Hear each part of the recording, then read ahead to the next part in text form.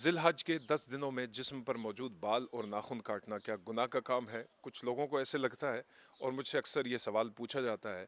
پہلے حدیث سن لیجئے جو حضرت ام سلمہ رضی اللہ تعالیٰ عنہا نے روایت کی کہ نبی پاک صلی اللہ علیہ وآلہ وسلم نے ارشاد فرمایا، تم میں سے جو کوئی شخص قربانی کا ارادہ رکھتا ہو تو اسے چاہیے کہ وہ اپنے جسم پر موجود بال اور ناخن نہ کاٹے، الا کہ جب وہ قربانی کر لے تو قربانی کرنے کے بعد وہ کاٹ لے۔